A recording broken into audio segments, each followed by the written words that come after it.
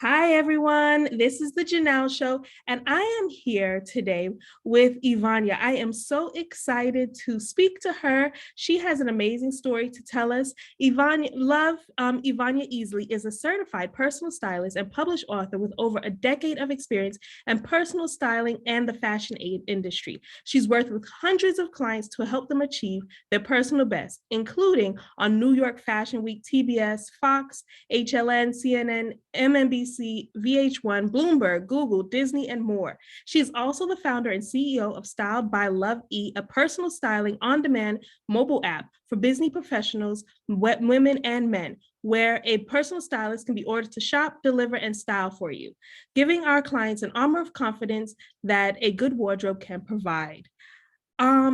Miss Love, you are doing a lot. Yes, hence the assistant conversation that we had prior to. Yes, we need them. We love our assistants. So, how did you get started doing personal styling? That's wonderful. Yeah, it's funny because I don't know how old people, a lot of times, especially us, we don't look as old as we are. But I remember there was no social media back in the day. Because since my child has been alive, I think social media has been around at least old enough for her to remember. So there was no social media. So for me, I was raised, you go to college, you get a good job.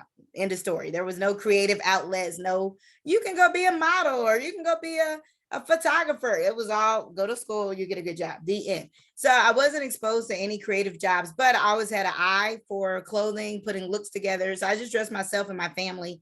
And then I started dressing cousins and friends, and they get compliments. And people ask them, well, where'd you get that? Oh, my cousin or my niece or my mom, my sister helped me. So they started referring people to me, and I was just doing it for fun on the side while I was in college and high school. And then when I graduated college, a magazine approached me and was like, hey, every time we see you, you're dressed so nice, because they would see me at their shows. I used to go to their hair shows. They were like, we need somebody to do a fashion show for Soft Sheen Carson, the hair company. I was like, okay. So they said, hey, do you think you can do it? Because you always dress nice. I said, yes. Now, I never did anything. I had no experience beyond dressing my family and friends. I didn't have access to any clothes or anything, but I said yes anyway, because I was like, well, it's not rocket science. I can figure this out. I have a college degree. Like I can do this. So I just reached out to everybody that I was shopping with personally for me and my family friends. I was like, hey, can I borrow clothes for a fashion show? And they said yes, because I was such a good customer. I borrowed like $50,000 worth of clothes and shoes and purses. I Wow. put on the show. It went really well. They had paid me to do it. And so that's when that kind of planted the seed. Like, wait a minute, if they paid me to do it, would other people pay me to do it? Yeah. So at that point, it was like, okay, let me look into this. Like, let me do some research and see if this is a real job. So I started researching, letting everybody that around me know, like, hey, I'm really interested in this. If you know anybody that does this, please let me know. I love to intern, shadow them, pick their brain, whatever. I grew up in Charleston, but I was born in Atlanta. And at Right. the time I was in Charleston, I had moved back to Atlanta. And when I moved back here, same energy. I was telling everybody, hey, let me know. And one person overheard me and she was like, oh, you know what? I do hair for New York Fashion Week and the Bonner Brothers show. So I know a lot of wardrobe stylists because, while I'm doing hair, they're doing clothes and the makeup and the whole nine. So she's like, I can introduce you to somebody. So she introduced me to a stylist. I started assisting her, interning, kind of learning the ropes. All this time, mind you, I still had my day job. I went to school for poli-sci and I have a master's in finance. So I was an accountant. So by day, I was doing my accounting. On nights and weekends, I was interning with this wardrobe stylist. I was doing photo shoots for different celebrities with her, assisting her, and just kind of learning the business and how it works. And then I got an opportunity because of that. Because the thing is, even while I was doing that, I was still letting everybody know, hey, this is what I want to do. If you know of anybody, so that I can learn as much as possible. Everybody runs their business different. There are different type of wardrobe stylists, like the ones who work on movies and TV versus photo shoots versus magazines versus working with everyday people. So I wanted experience everywhere because I wanted to see where did I want to be, one, as well as learn as much as possible. Knowledge is power. The more you know, the more opportunities that you're able to take advantage of. So because of that, I got another opportunity to work with the anchors at the local Fox 5, and then they sent me to Channel 2, and then they sent me to Channel 11. So at that point, I was getting up at like 3 in the morning and going to the stations at 4. I didn't realize the news came on at 4 because I never watched the news. And I didn't know it came on that early. So I was like, Lord. So I'm at the station at 4, dressing the anchors, going to my day job at 9, getting off of my day job, dealing with my daughter, shopping, and doing it all over again. And I did that to basically wear me out because that schedule was grueling. It wasn't something that I could do. And at the time, I was doing that for free, working at the stations, because I thought, and that's another thing, I think a lot of times you want to learn as much as you can about whatever industry you're getting into. Because I thought it was going to be like Good Morning America and E! News. Like, oh, of course these people get paid because they're on TV. Right. And they were like, oh, no, we're not that kind of market. We're not big enough. We're not LA. We're not New York. This is Atlanta. The market's not big enough. We're not paying for wardrobe. But they were buying the clothes. So all of the businesses that I was supporting, because I was shopping at local women-owned, Black-owned businesses, they were getting their money. I was the only person working for free, basically. The anchors is on air. They're looking good. They're getting all these compliments. The reviewers are writing in like, oh, I love what she had on. Where'd she get it? Da, da, da, da, da. So I only did it for a couple of months. And then I finally was like, hey, you know what? You know, I have an actual degree, a job. I'm doing this because I really want to get my foot in the door, but this cannot continue. So I told the anchors if they wanted me to continue to bring them clothes, they were going to have to pay me, even if the station wouldn't pay them. And mind you, anchors actually make a lot of money. One of the anchors had like 2 homes, one in the suburbs and one in the city, in case you didn't feel like driving home, because they negotiate with agents and contracts. I didn't know any of this until I got into the business. Right. So they started to pay me, but the best thing about it, the opportunity, and for me, every opportunity, paid or not paid, I've always been able to find the silver lining. The most silver lining in that was I met so many people in the green room, and those are the people that became my first clients that paid me to do this. So one was a PR girl I met, and she wanted me to dress her and her clients. She introduced me to her best friend. And to this day, I'm actually, when we finish this interview, going to shop for her best friend. And that was 10 years ago. That lady has been my client since I started my business. So that was probably the best thing that I got out of that opportunity, was that it allowed me to meet future clients that are now still clients and make money that I didn't know I was going to make when I was doing that for free. Wow, what a story. That's wonderful. I think, so I got some takeaways. I'm a digital marketing strategist. I don't know if you know, but so whenever I listen to somebody's story, I write notes marketing wise. So I heard that you started networking, right? So that was the first thing you did. Like, I'm going to tell people what I want to do. So that's an actionable step people can do. Start telling people what they want. Yeah. Then you diversified your portfolio. How you did that? You started going to different types of companies and offering your services, and then working for free. So what I'd like to ask you is, how did you know, when was the cutoff? Like, you know what, I'm sick of working for free. Now it's time for me to get paid. Was it when you hit that burnout point, like I can't do this anymore? Or was there something that clicked, like, oh, you know what, I should actually be getting paid for this? Yeah, it was a combination of things. The burnout definitely was an issue, but I also felt like, and I think we do this as women, and then Black women probably even more, is we don't understand our value and our worth all the time as soon as we need to. And a lot of times, and I've heard this saying, I don't know who said it, but they were like, you got to put your white man energy on when you're going to do, like, and men, not just white men, but white men, because they're at the pinnacle as far as how much money they're getting paid higher than anybody else in our country, and then Black men, then white women, and then so on and so forth, or whatnot. But it's like women have a tendency to be like, oh, you know what, I need to make sure I'm about 90 to 100% qualified before I ask for money or more money or whatever. Men will be like, I can wing it, I'm going to ask for whatever, because they have that innate I deserve type of mentality a lot of times that women don't seem to have. And at that time, because I was younger and I was just new in business in general, I didn't have that energy. I have that energy now, but I didn't have that energy then. So it was like, you know what? Even the person working McDonald's or fast food are getting paid at least by the hour. I'm not getting paid anything, like gas money, not along my time, the energy it takes to go from store to store in Atlanta traffic, bringing everything to them, returning. Like, I should get paid something. So at that point, it was like a combination of common sense, burnout, and just like, okay, you know what? I've done enough work and in my portfolio to be an experience to be like, hey, I need to ask for money. So that's what made me started to ask for money. When I lost my job during the recession as an accountant, that made me ask for more money and really step it up, because I did not no longer had the cushion of my day job. When you're getting paid every 2 weeks, and now, of course, I love this. I love doing it. It was something, the only thing I would be willing to do for free anyway. Because as an accountant during tax season, I definitely was like, yeah, my time and a half, where is it? Whenever we're working versus with fashion, you know, I'm up to midnight working with models and doing all the things, and I loved it. So it didn't matter if I got paid, especially when I still had a paycheck coming in. Once I didn't, I got really proactive, really quick. It's like, yeah, so I'm gonna need to continue to do this. No, I love that. And I didn't mention, but this interview is part of our series, Women in Color versus the Wealth Gap. So what you mentioned is like right on point with all of this. So how do we get that white man's energy as Black women? You said you're at it now. I would love to give it to my little sister who's 19. So how do we become proactive in being initiative and speaking for ourselves? I think one of the big factors, and one of the podcasts, I listen to a lot of podcasts. I do a lot of reading. I'm like the queen of research. That's probably something I carry over from pre-law days, because I majored in poli-sci because I did want to go to law school. I wanted to initially be a lawyer. Right. And since I did, and I'm thankful that it worked out the way it did, because it's funny, everybody I know that's a lawyer is like, oh, you know, I just spent so much money. That's the only reason I'm still practicing law, but I really don't want to, but it was so much time and energy to do it. I don't want to stop or whatever, but they don't enjoy it or love it. So I was like, maybe I dodged a bullet with that.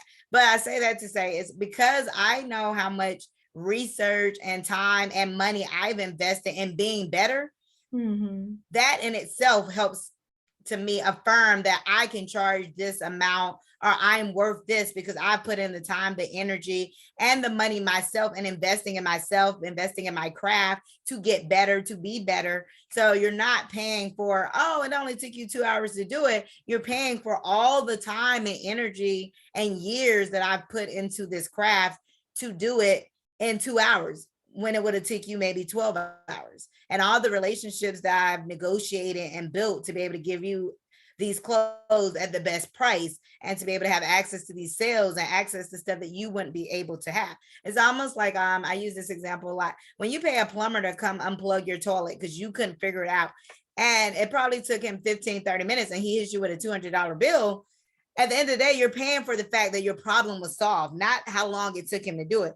He knew how to do whatever that you couldn't do with the plunger, which is why he's charging you what he's charging you. So you're not paying for my time. You're paying for my expertise, my value, and everything that I'm bringing when I bring it to you. So what I hear you say is that you based your price based on the results of that your client is going to receive, rather than the hourly or even the per project rate. What is the results that they're going to get? How is it going to be life-changing for them? That's the value of the services that you're offering, or the product that you're selling. Yes. And that was another thing, is learning to study the data. So of course, I first got in business. It's like, I love clothes. I love helping people look good. And so it's about the clothes and helping them look good. But then when they're telling me, oh, you know what, I got that contract, I got that promotion, I closed the deal, I got a client, that means they made more money. They made more money because they felt more confident in what I put them in, that made them feel like I can go in here and do whatever it is I set my mind to do.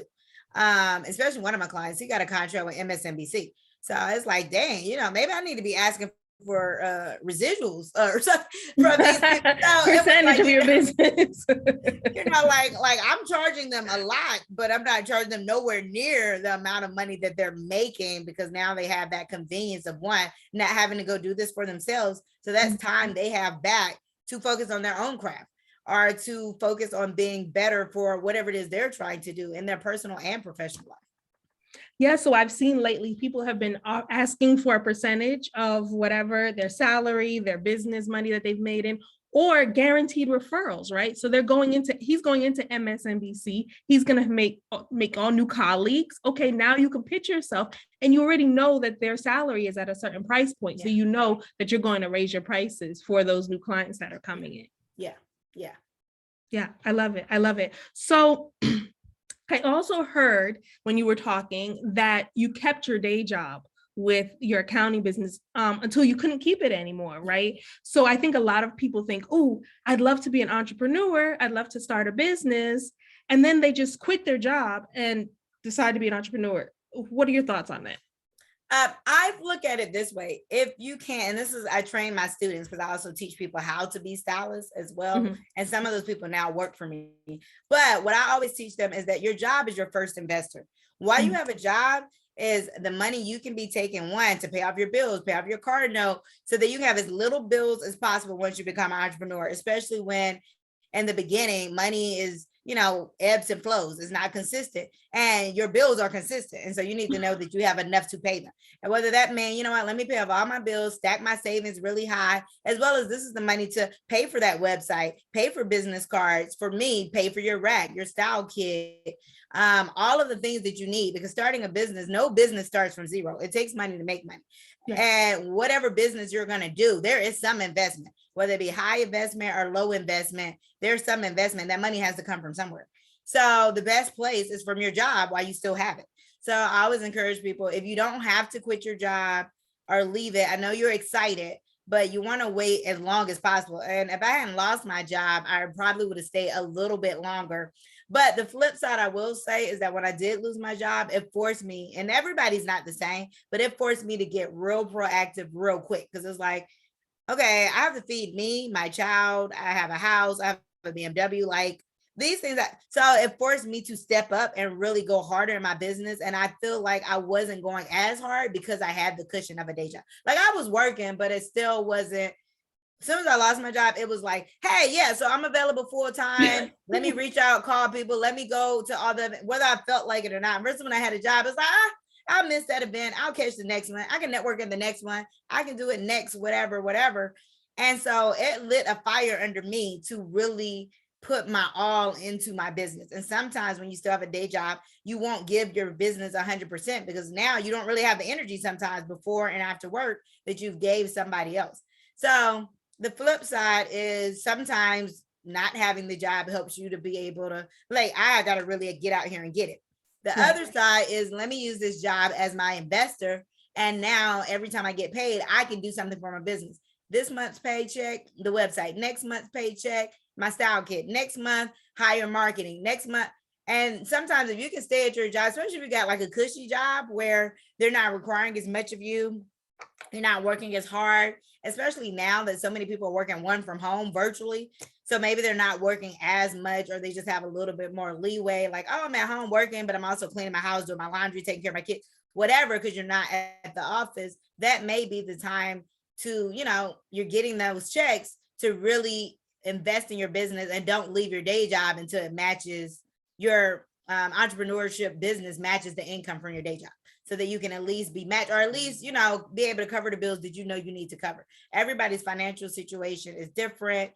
Some people are married, not married, whatever works for you.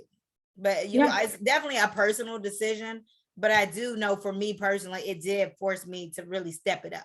Now, I didn't want to lose my job, but it did force me to step it up. And so now in hindsight, I'm grateful that it worked out that way. Yeah, that not having a job hustle is a totally different thing. Especially when you're used to it.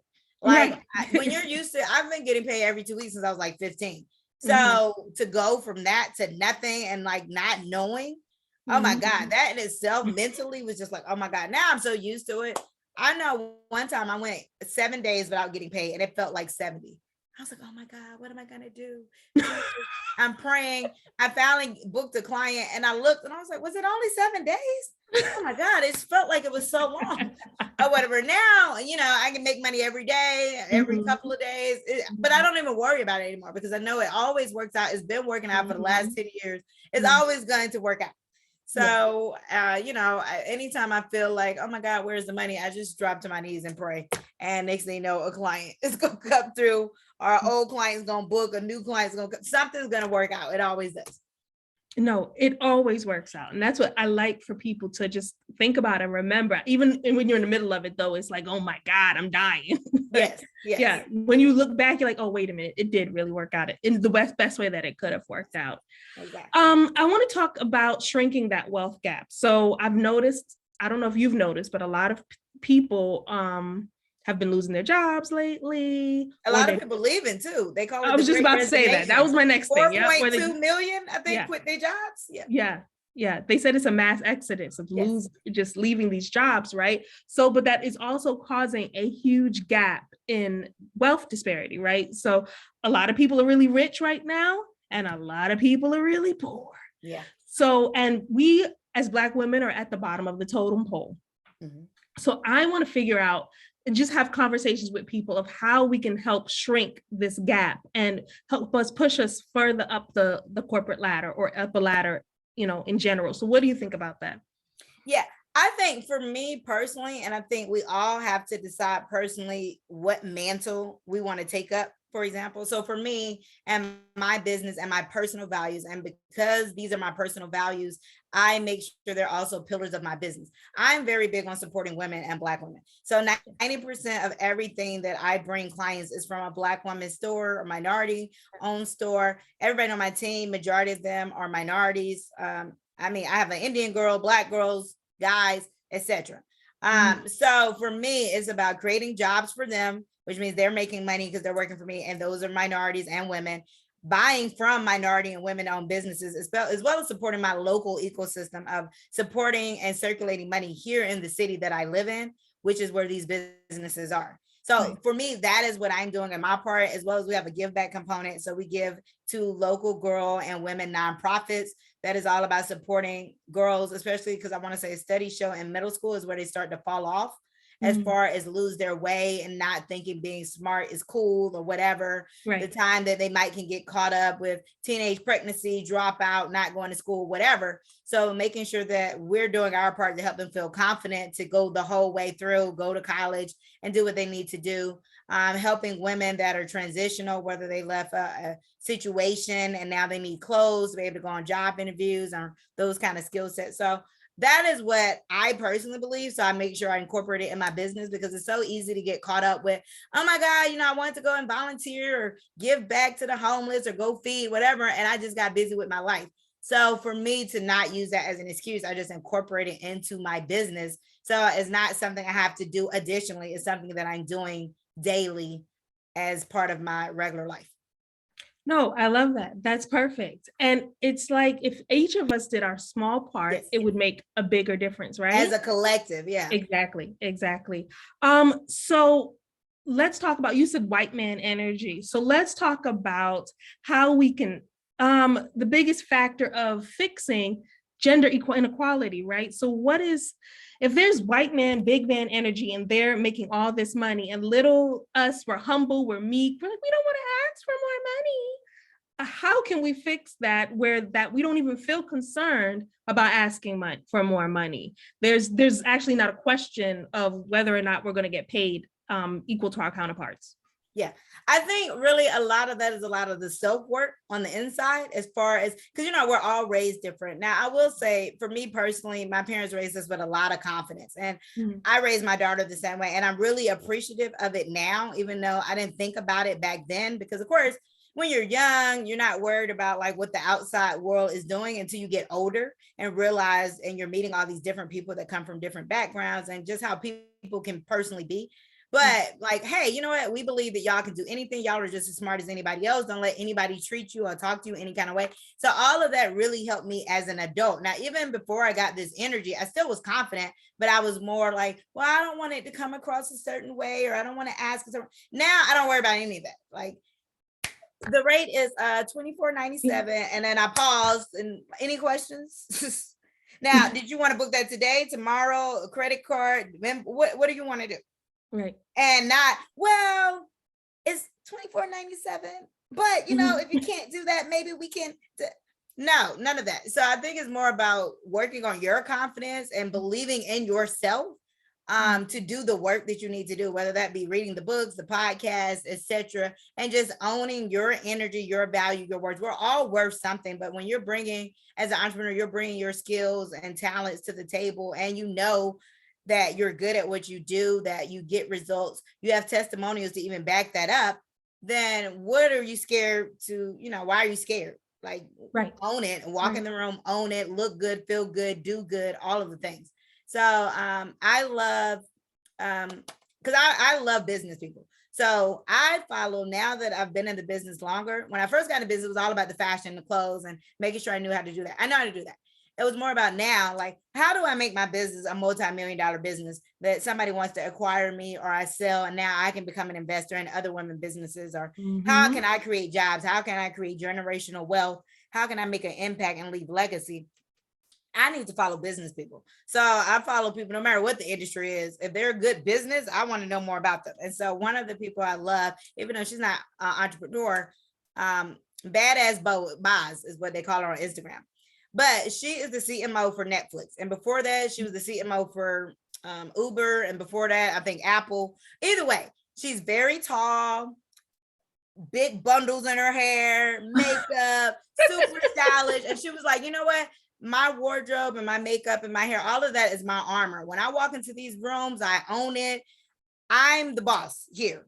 And she was voted like the number one CMO in Forbes or whatever, Fortune, one of them, just like a couple of months ago. So I follow her on Instagram.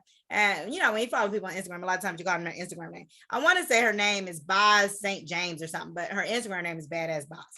But she is really like a super talented person that's high up in her craft and industry for a major company, because we all know how big Netflix is, but she doesn't shrink herself to be like, oh, you know what, I'm gonna try to be like the white man or the white woman. She come in there bold, colorful, bright, but she knows that she can handle her business, and they can't do nothing about like what she has to look like. Has nothing to do with what's going on in her head, because she's doing her business as far as making them more money, which is why she's in the position that she's in. But I love her energy as far as like, you got to own your talents, your confidence, and walk in the room like, this is me, and you got to accept it as me. So she's one of those examples that I love. But like, you belong in any room that you walk in. I love it. To feel like, hey, you know what? I gotta, even if I don't believe it, I'm gonna act like I believe it until I believe it for myself. Yes, I saw the other day, somebody was like, you shouldn't fake it till you make it. Faith it till you make it is what I call it. What do you call it? Faith it. Faith it till you make it.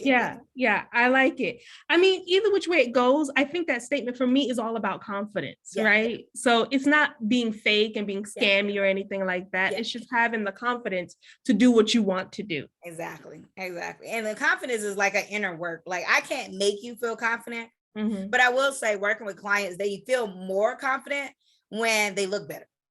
Right. And a lot of my clients is either the outside in or the inside out. Like, I dress confident because I'm already confident on the inside. So the way I dress, that is what I exude to the world, and people respond to that.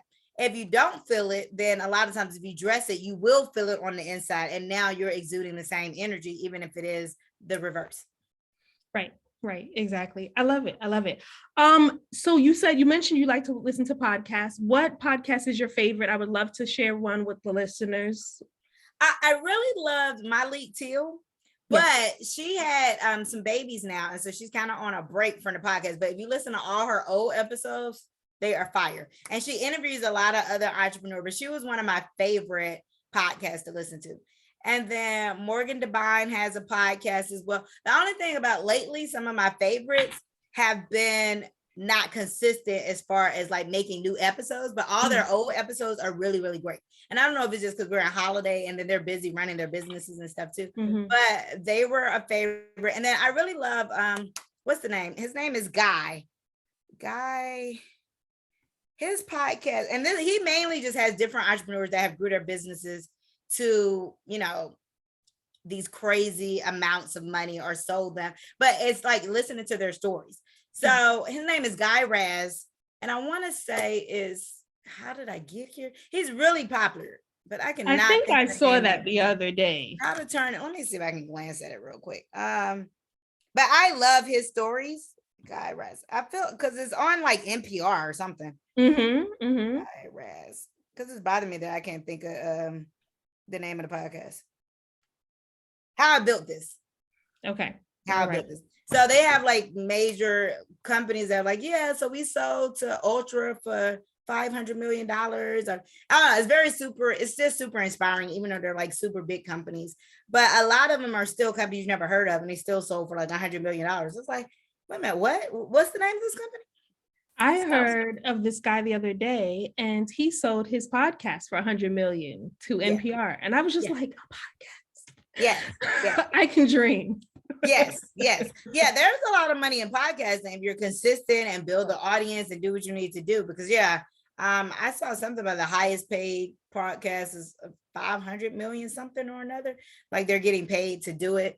I like, and then it's for like pop culture and all that. I like Demetria Lucas, Ratchet and Respectable. But that's more of a fun. And now she is consistent, but she's also getting paid now for her podcast. And when you're getting paid for it, it does force you to be, to me, more consistent. So Guy is consistent with the business ones, and then Ratchet and Respectable. That one is just like the name says. She's it's got pop culture, but then they'll also talk about serious stuff too. So it's a combination of both. But it's just a fun, entertaining one to do something that's not always focused on business, to give myself a breather. So Gotcha. Love it. Okay, do you have any final advice for the listeners? I would say be confident, own who you are, know your worth, know your value, build relationships. Relationships are everything. I would say the most important things in business is your relationships and you being good at what you do. Because if you're good at what you do and you have the relationships, it's going to be hard to not be successful. But being good at what you do and not knowing nobody is almost like being in the woods. Nobody knows that you're there because nobody knows how to, like, if you can sing really well, but as good as Whitney Houston or something, but nobody knows you exist, it's almost like, well, who cares? Right. So I think the leveraging of the two, because relationships have definitely helped me build my business and still do. No, I love that. That's and research as much as possible. Perfect. Well, tell us anything that you'd like to share with the listeners, how they can get in touch with you, what you're selling right now. Tell us everything. Yes. You can find everything about me, loveifashion.com. My social media is on there as well. Google my name even, and everything pops up about me, Evonya Easly, because there's only one Evonya that I've found so far. Like, I've been searching to find somebody else with my name. So it's so unique. I haven't found anybody else with it. So you can find everything there. Style by Love E is my Instagram for my app. We are having our last holiday event, December 12th. So you can, if you want to come out and meet me in person, as well as shop with our vendors, live music, art vendors, fashion vendors, food, alcohol, mini massages. It's going to be a good event. You're welcome to come out to that as well. Like I said, December 12th, but you can find everything on loveifashion.com and find all my social media. And that's where we keep everybody up to date with stuff. All right. And we're going to have those links in the show notes down below. Guys, thank you so much for doing this. No, thank you for having me. I enjoyed it. Oh, no, this was lovely. You guys have been listening to the Janelle Show. Have a great, wonderful day.